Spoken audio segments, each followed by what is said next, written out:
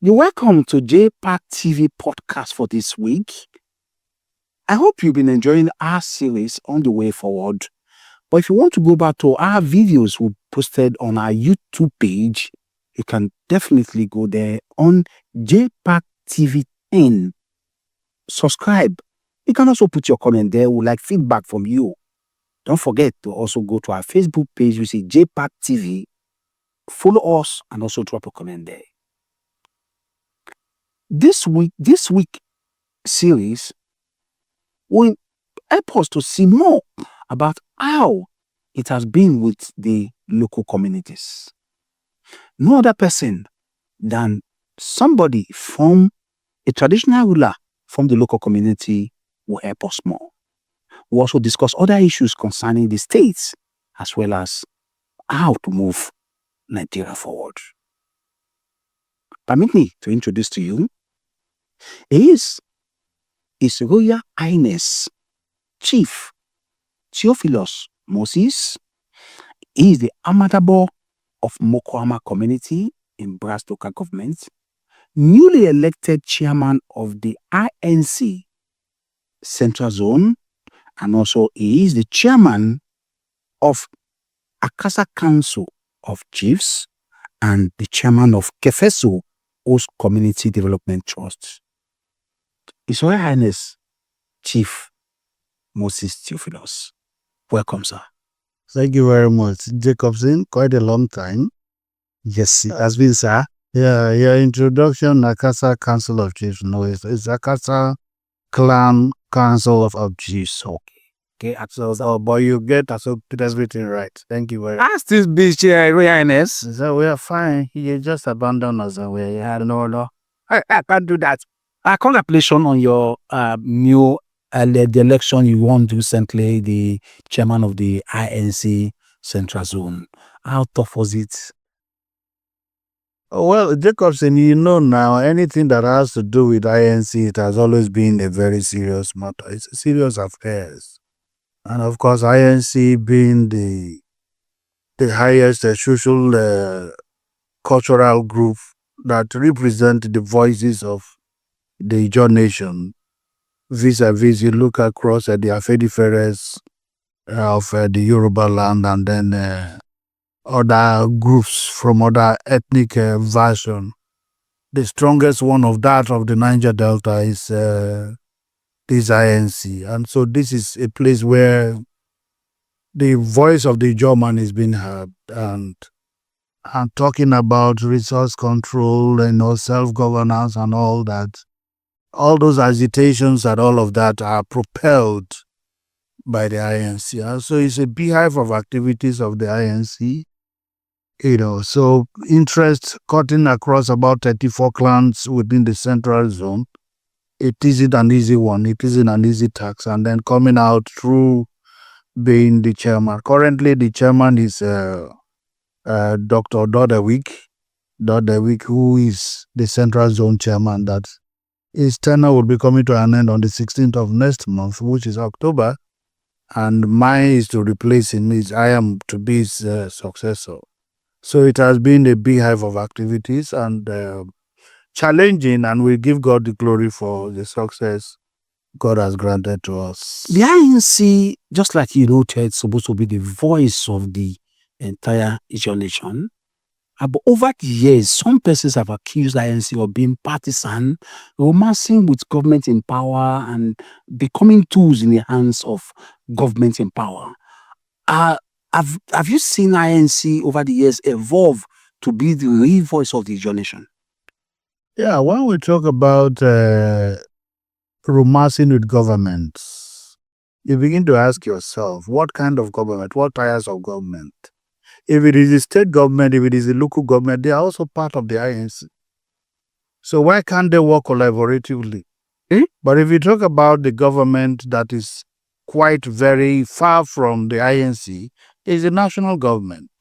The government at the center, which is very far, which makes laws that are Niger Delta, anti-Bayelsans, anti-Jaws.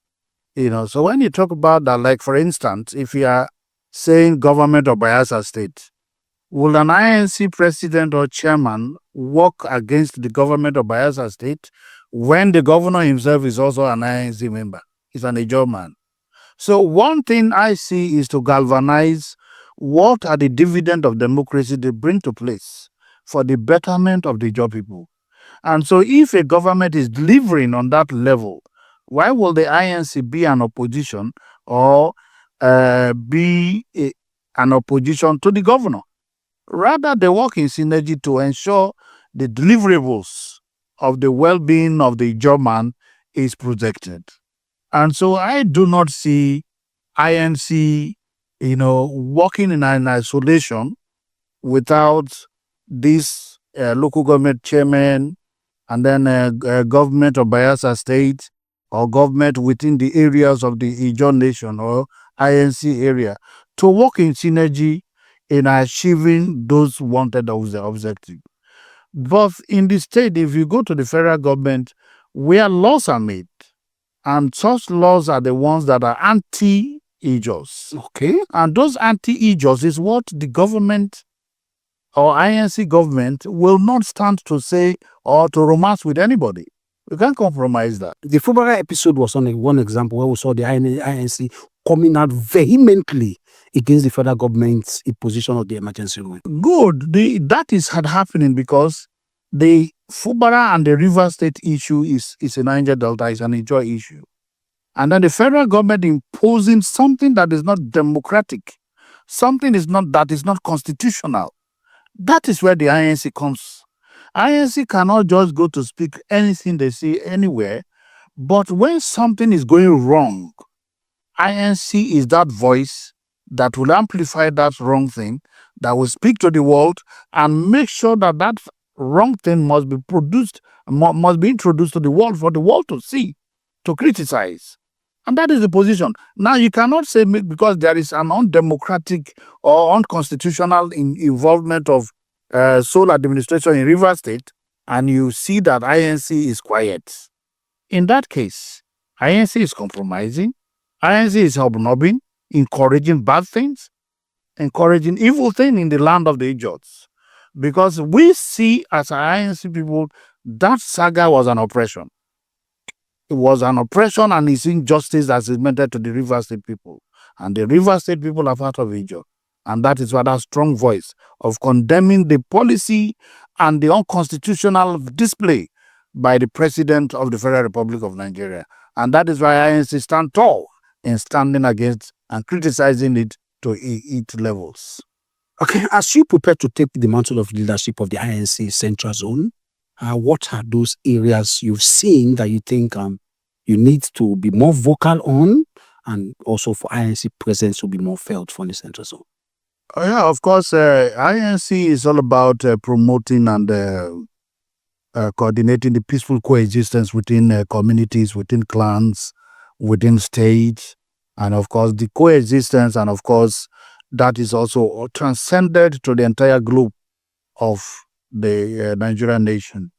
I haven't said that again, INC has so much obligations, like we've been talking all this while before the Azikadaka Boroughs days and all of that, basically the resource control. Because if you look at all the activities today, we have gone beyond the pyramid, or the cocoa and the granite pyramid and the cotton and all that. It has gone. Today, we are speaking about what is known as crude. And the crude oil is only deposited in the Ijaw land. And that Ijaw land, problems that we have seen, you see that there is a company drilling the crude oil. And then there is another community that is close to the crude oil drilling. In the night, the communities thereof are full with darkness, no infrastructure, no good health care delivery. But look at that company that is just drilling the oil. There is all the infrastructure, security, and everything is there. And funny enough, the Nigerian government also value those raw materials, those crude oil, more than the human beings. And that is why you see a lot of security, military people in the Niger Delta on oil flow stations more than any other place. So federal government is interested in protecting the pipes. so that they will not be vandalized. They will not be done any harm to them and all of, because they know that is an injustice meted to the Ijaw people, and that is why they're protecting it. If they know that there is no injustice, they would have left it. We would have protected it by ourselves. But because they know that they are doing the wrong thing, and they protected that place with heavily loaded military personnel on that platform, on that issues and so on and so forth. So when that happened, you know that the people have been oppressed. Because what we expect is all this, what is it called? The resource control is what we are agitating. And of course, if you look at the Land Act decree and all of that, and then you go to onshore-offshore dichotomy of the federal government before it revolved to this PIA and all of that, it has been anti-Ijaws. It has been anti-Ijaws. And again, you can also agree with me that in the recent past, you also discover some kind of gold in either Jamfara or any other northern states. And they are mining it. When they mine it, they go away with it. But in the Niger Delta, when we mine it, they call us oil thief. They call us oil thief. There is a law for mineral resources, because gold is a mineral resources, crude oil is a mineral resources, and then the one for crude oil is another law. The one for gold is another law. The one for gold, right is given to the state and the local people to harness. But in this crude oil, right is only given to the federal government to harness. Is the federal government will come and do it and then give percentage to the local government, to the state and all of that. One law, two laws for different folks of same people in the same family. And that is the oppression that the INC has come to see. And the INC will always ensure that those kind of barriers be broken. Those kind of oppression should be addressed. And that is the voice. And that is why I said this is a platform where we will amplify our needs. We will continue to agitate for everything that is anti-Ijaws. And that is the position of the INC. So a whole lot, of course, working across the clans and all that for unity to prevail. Because we need to have a place where there is peace, there is harmony, there is unity for us to thrive. And again, one funny thing that we have seen over time is the pulling down syndrome of the Ijaw man to the Ijaw man. When a person is given a position, for example, what happened to our amiable son, Dr. Samuel Ubuku, is within the Niger Delta people that are pulling him down, that they should remove him from office. And it's not only to him, it's to all the sons of Ijaws. I don't know whether that is a cause. And so we will be there to ensure that these causes must be broken. Wow. The area for where you want to bring down a Ijaw man because the Ijaw man is in position, another Ijaw man want to pull him down, the era is over. This is a time that we must work together as a group. What has happened to you has happened to me. What has happened to me has happened to you. It is only when we see it in that face we can strive very hard and work together. Otherwise, we cannot do anything good. Wow, that's a big task. So a task that is coming to the oil, mineral, gold, the scenario just painted. But some would say over the years, the region has been given enough fair share from the percentage rose to 13% derivation. And now we have the PIA giving host communities 3% of what they get from their. But when you go to these communities, virtually nothing. So if you are blaming the federal government for neglecting oil producing communities, what are the resources that the federal government has given to these states via 13% and every other thing over the years? What has it translated to? Yes, it's not self-inflicted as well. Jacobson, to some extent, because you will now ask a question where the leaders of this 13% are they from from this place or from another state? The answer is no, they are within the Niger Delta. Now, the most important thing here is, our area, if you go through our processes, there are a lot of development that is taking place. But again, the money that is coming, you can also agree with me that what you use in maybe erecting a 2-bedroom flat, in maybe in a highland, you triple that money to develop whatever thing you want to develop within this area because of the nature of our soil and the nature of our topography. And so issues like this is always having issues for development, and it entails a very high cost of whatever thing you do. And you see, when you have a situation where you have to spend more money than what you have to produce infrastructure, you can imagine that kind of scenario. So the 30% is not enough. So that 13% is not even enough. One full Of course, it's not enough, and that is the reason why we want to do like other countries in the world that are producing oil. Let us give to the center. Let the center not be given to us. And if we cannot use it to develop our people, then go and cause us that we are not doing well.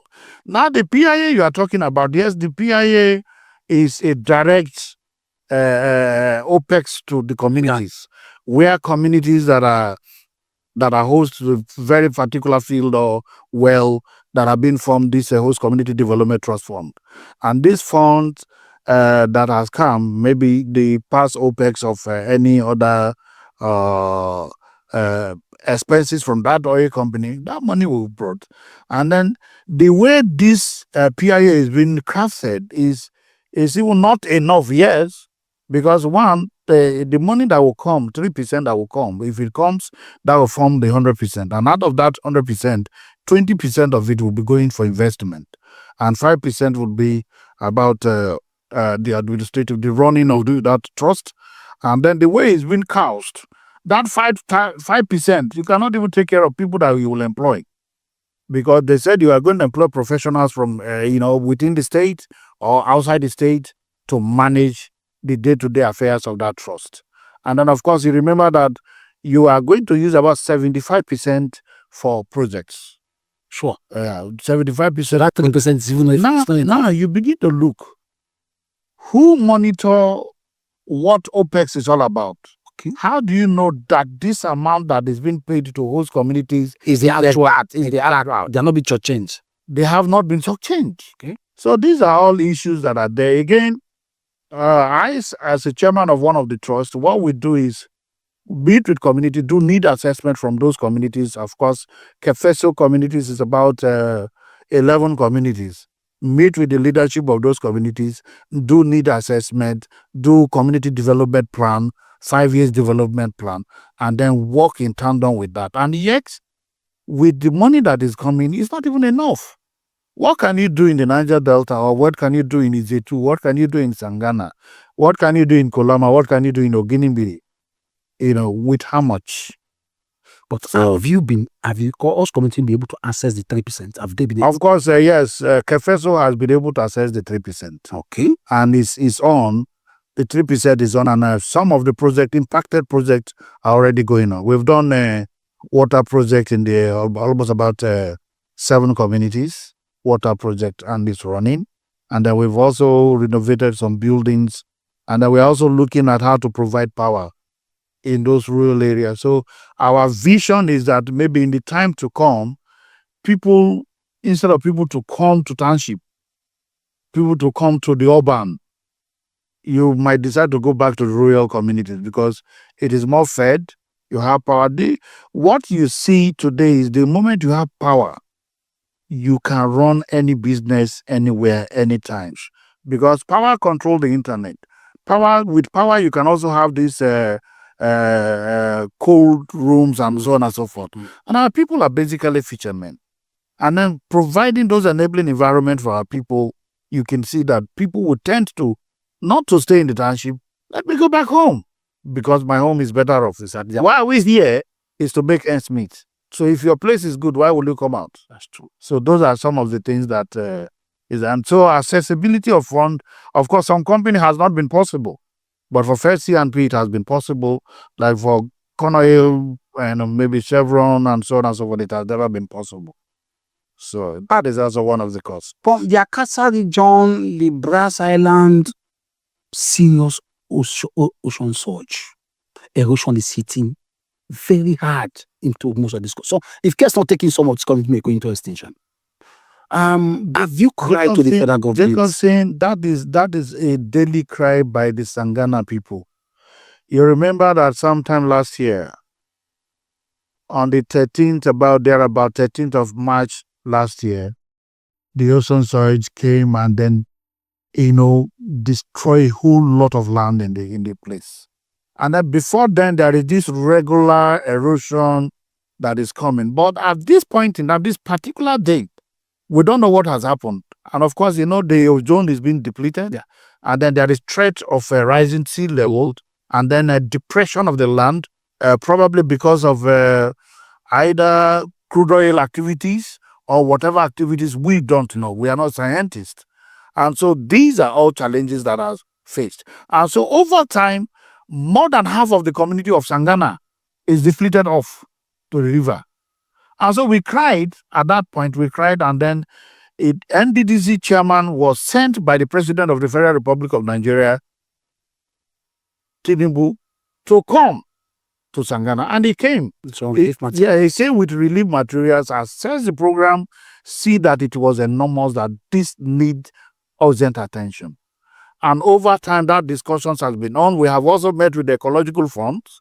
We have met with the SFG, the SFG of the Federal Republic of Nigeria. A lot of people to come for that help. Because right now, Sangana, of course, is depleted. Not only Sangana issue. If you go to Minyangba, if you go to Okukumbiri, you go to Kolama, you go to Fishtown, Odioma, all those coastal communities are already going off. And like as you rightly said, it's very close to extinction. Because if nothing is important is done. And remember, the locations of Sangana is more of like the location of Lagos. It's within the shore. And we over time see that there is a monopoly of this ecological fund. Ecological fund is a fund that is meant to address coastal communities. But we have seen that money is only drivable and achievable and useful in only Lagos. And that is why when you remember when the VI was to cut off, they immediately reactivated that ecological fund, and the ecological fund helped in mitigating the problem of that place. But a son of the Niger Delta is the Senate committee chairman on the ecological fund. Have you tried reaching him? We have tried to even reach the Senate President of the Federal Republic of Nigeria. There is nobody that we have not met. And in fact, you now see that we have cried for this, and the president has had it and delegated NDDC to come and visit Sangana. And are you saying that he is not aware? Nothing has been done? Nothing has been done. We only had the promises. In fact, the ecological fund even came with their engineers assessing the place and all of that, and nothing has been done till today. Wow. So, of course, with this level of neglect, and why this neglect are coming, they should try to handle it, because we are also the people that are laying the golden eggs. Because the crude oil you are talking about is coming from there. And so if these opportunities are not there for government to show, then one day there will be revolution from those communities that are producing the oil. Because the 13% derivation or whatever you are talking about cannot even outweigh anything there in the ocean. And I remember even the 3% OPEX you are talking about cannot do anything. 11 communities, these are big communities, it's not just one communities. And there is this ecological problem. It means if this is not properly handled, then the communities will go into extinction. Wow. And it will deplete our populations as well. That's true. And then elections and all of that, all this need to not be cut off. If you are staying with us on the JPAC TV podcast, we'll be discussing critical issues as it affects particularly the oil-producing region of Nigeria from the Brass Island to AKASSA axis. And we have been discussing with His Royal Highness Chief THEOPHILUS Moses. He is the AMADADO of MOKO-AMA and also the chairman of the Kefeso Host Community Development Trust and newly elected INC Central Zone chairman. Talking about security, talking about the region. Communal clashes. In the last 2 months, we've had some ugly scene from the Brass Island, the Beletiama axis of killings, is this one imported? And what has you done, being the chairman of the AKASSA Council of Chief? What have you done to make sure the root cause of this problem when brothers kill brothers? Oh, well, Jacobson, that is a very challenging issue that is happening within that AMADADO and Equima Aziz, because we have learned from where we are coming from. And then knowing from where we are coming from, is something that we never pray to happen again. And so what has happened, of course, I want to first of all commend the government of Bayelsa State for that proactiveness in bringing a high-power delegation to Equima to visit them, to also appeal to them, to say the sword, and then maybe allow vengeance by God to take its course, As a man who is a peace lover, and of course, as a chairman of the AKASSA Clan Council of Chiefs, I shoot nothing but for peace, because we cannot allow communal crisis anymore. We have had that experience in the past. It is only when you have experienced that you can never dream of having such experience anymore. A community, brotherly people fighting against brother, that is something that is gone forever. And so this thing that has happened, quite unfortunate, is so disappointing. But again, we just pray and then continue to seek, especially the Equima people, to please temper justice with mercy. You never can tell what has happened, because you don't even know what to say, because we sympathize with them. I sympathize with them, my Equima people, for that ugly incident. But have people been apprehended? Have suspects been apprehended? Of course, the man who committed the crime is apprehended, because it's not a group of people saying, it's just one person action. And so my prayer is that it should not be seen as a community making decision to kill somebody. My prayer is that they should see that person that committed the crime, since he's in the custody of the police, let him be there and then maybe face the full wrath of the law. Because if we begin to misinterpret it, then we will ignite the process. And that is what I don't want, because I have mentioned in my early speech that we know where we are coming from. And we do not want to witness that anymore. The whole of those communities that are living there, Equima, Belitima, Leama, to Hununu, to Kolobie, all of us are brothers. These are all Niger Delta brothers that are there. And these are all communities that are within the Kofomusa Highland. And so having problem among themselves is not a good thing. The moment there is a problem there, it will escalate. People will run. When fight happens, people will run. And then you will see the influx of people in other communities. Maybe people will run to Sangana, people will run to Belitema, people will run to other communities, neighboring community, Twombras, and then some people will be crossing to Congo, Buama, and all of that, the influx of that. And when that happens, you can imagine the economic hardship of those things again. And then this will also create people that will be living health challenges and all of that. So we know the things that is going to create. So we plead with people of Equima, please forgive what has happened. I think after now, I'm going to call on the chairman of the Equima Council of Chiefs to also,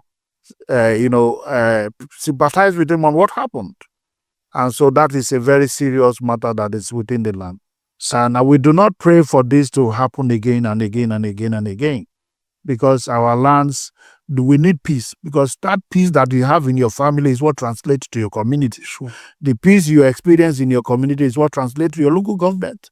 And the peace you experience in your local government is what translates to the state and the federal government. And thereby, whatever effort government is doing to make sure infrastructural development and then trying to drive peace and then bring investors from outside to come and invest and all of that are a function of peaceful environment. And then when this happens, then you see that whatever government decision to make infrastructural development will work. Because when there is no peace, there is no development. And it's very important. And I plead with them sympathetically that death is painful, but they should take heart as one of those things. Let them leave vengeance for God. Well, the vengeance for God, that's what His Royal Highness Chief Theophilus is advocating. Please, let's sheathe the sword and let's sue for peace. Nigeria will be 65 some few days from now. Bayelsa 29. They say charity begins at home. When Bayelsa was created in 1996, October 1st, Sumo celebration. 29 years down the line, His Royal Highness, can we clap our hand to say we've embarked on a very successful journey? Yes, I will categorically tell you yes.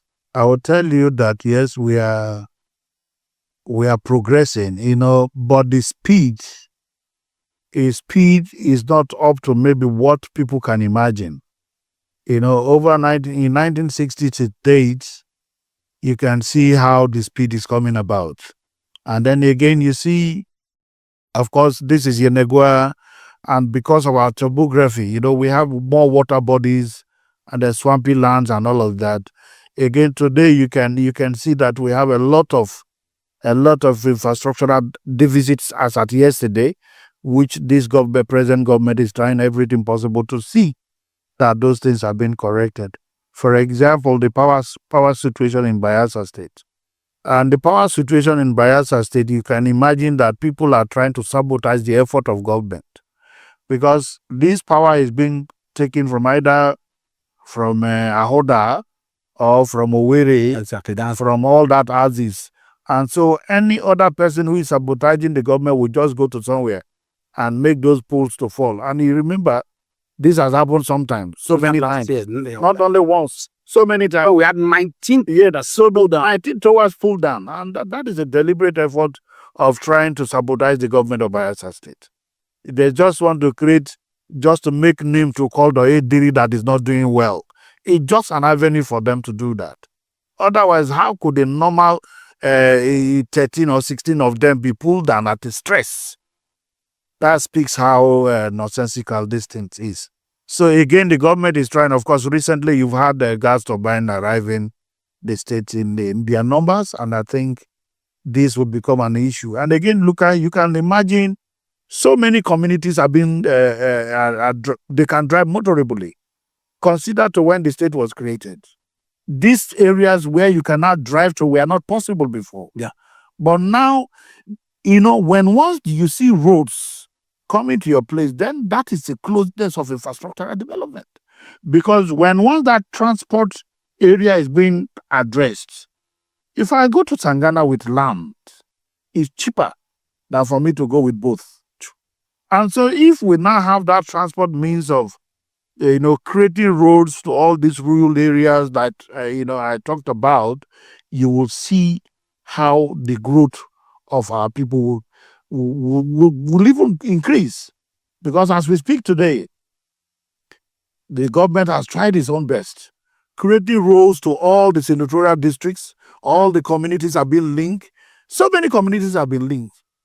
And that is what growth is all about. The moment you born a child, you don't expect that child to start walking. You must, first of all, be sucking your mother's breast before you stop, before you crawl, before you start, learning how to move, before you become We are 29 years now. 29 We are a years. man now. 29 years old now we are becoming man. But all the men are not the same. All men are not equal. Some are more equal than the others. But again, what we have achieved today cannot be compared to what we have achieved 10 years ago. Today is more better. Today is more connected with roads and infrastructures. Go to any other place, you see schools, renovations. And then the state government is even key in educational sector. And again, one thing that develops a place is the educational sector. If you have a vision, what you do is to catch the education young. When you plant the educational system properly, please translate it in another 10 to 15 years. You are going to have a very superb, society. And that is what the state government has decided to do. A lot of schools that that are not fenced, are not well having infrastructures, are not well built, classrooms are leaking and all of that. It's a thing of the past now. You can attest to that with me. So it's a gradual thing. It's not something that you can just make it happen. Boom, it has revolved. That is miracle. That is not possible. Everything has to have that transformational stage from one stage to the other, from the other stage to the other stage. And that is what it is. So for now, 29 years down the line, yes, we are trying. Again, you can imagine Nigeria will be about 60 something. 60 years. So you can imagine that. 60 something years is about to die anyway. So that is by the Okay, that's by now 29 years, you can see that we are not doing badly. We are doing well. But we still encourage our government to do more. Now, talking about doing more, how excited are you that Nimbe Brass Road is on? Oh my God, that is one, that Nimbe Brass Road or Brass Nimbe Road, that Nimbe Brass Road is one of the most viable economically. Now, you see that the hub of oil activities and all those, vessels flying the Bight of Bini and all of that will only go to refuel at Onne, either Boni Onne or Port Harcourt. And now, if we have this road that is going to Brass, those conversion can be done here because we are very close to some of the facilities operational area. For example, to go to maybe Agbami field operations, first EMP operations, Madu Ayalas, and then Funiwas, and so on and so forth, and so on. This is the closest route to it. And so having it here will also attract, people from outside to come to start building their offices. And then, of course, business will be booming. People will come and then start building because the moment economic activities increases. And of course, you are aware now, this LNG or Brass, by the time all this come to be, you see that this place is a very good vision that the government has dealt in. And it's going to bring revenue to the state, not just bringing revenue to the state, employment to the state, and everything you will see changes. And so that road is a very important road that we can play with. So we thank Doye Diri in his wisdom, and of course, thank the federal government for partnering to ensuring that that road is being achieved. And I believe the speed at which it's going, before the expiration of the Diri government, will be driving to Brass, Tuam Brass. And of course, when you get to Tuam Brass, to Sangana, to any land in AKASSA, it's just a stone through, like 15 minutes, 20 minutes in any of the land of AKASSA. Because AKASSA is a clan itself that has several communities. And so for you to access, like you want to go to Kolobie, you want to go to Hununu, you want to go to Ginimbiri, Opokubiri, Sangana, Fishtown, and all that, these are all communities in AKASSA. It will be easier for us to access. And again, we will not only end there, we will also agitate and then be requesting that the road be, done to probably the AKASSA angle. A most possible area where you can cross the road is through Peramabiri to Igbimotoro. From Igbimotoro to Sangana, and then you now enter all the communities. From Igbimotoro, of course, there is a road now between Sangana and Aparamie, Sangana, and all the rest of AKASSA communities. So we have that kind of, and that is a work that this present government has done through Senator Doye Diri to the Speaker of Bayelsa State House of Assembly. So if you go to Sangana and the road is crossing all the communities in AKASSA clan, you will not even believe that we're in that. I wanted to ask you what constituency project has Right Honorable Ibrahim Ngobere brought to his constituencies? The constituency projects, I can't mention them again because they are so enormous.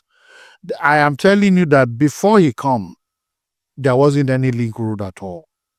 But right now, as we speak, you need to go and see things yourself. That place is a place where you can go to do your picnic, you can go for your holidays, you can go and stay and enjoy yourself. Because you know that AKASSA Highland is also one of the places you have a very high level of tourism attraction. Yeah. The beach, when you go, like if you have been to Miami or maybe if you have been to Cape Town, people go to beach to enjoy themselves and all of that. That is the same topography. of those communities in AKASSA. And so, with the infrastructure that the Honorable Abraham Ingobere has put in place in that axis of Sangana, Panambie, Boama, Congo, Skulukiri, Ogbokiri, and then all of that to Minibie and Okumbiribele is something that is going to surprise everybody. That man has done a lot, and a lot is being done again. And then other roads constructing from that area to Okubiribele and all of that. The whole of that place has been broken open. Wow, that's And think those area has been transforming from village to township level. That is what it is. So a lot of project has been done, and we give kudos to him and the governor of Bayelsa State. wow. As we begin to wrap up the conversation on this series of the way forward, I know you've enjoyed the conversation with His Royal Highness Chief Theophilus Moses, discussing a lot of issues from the home front and also the development attracted to the Joland, particularly the axis from the Brass Island. Oh, I know time is really not our friend, and that's why at this point we'll be wrapping up the conversation. The final word is Royal Highness. Well, Jacob said, my final word has always been that let us be supportive to one another as people from the Niger Delta. Let us sue for peace rather than violent. Killing one another is not the solution. We need to work together as a people, as a group, for us to succeed. And support and work collaboratively with government. Not to see traditional rulers, not to see governor or government as an opposition. But if the government is going astray, the traditional institutions should stand as an advisor to the governor to say, look, you are going wrong this way. This is what you need to do. And that is what is expected. So the good thing, and my last voice, or maybe my statement is, let us work together as a unity, work together as a people, work together as people from the Niger Delta that have been oppressed. And then maybe one day God will help us. Wow. Then change the pendulum to our favor. The narrative will change definitely one day, and that's the voice of the Royal Highness. Thank you so much. That's the voice of the Royal Highness, the AMADADO of MOKO-AMA, Chief Theophilus Moses. He is also the newly elected chairman of the INC Central Zone and also the chairman of the AKASSA Clan Council of Chiefs. So many, a man of many feathers, we want to say. Thank you so very much if you join us on this podcast. Hopefully, we've made your day. Join us next time. Thank you so much. Thank you. Take care. Bye-bye, viewers.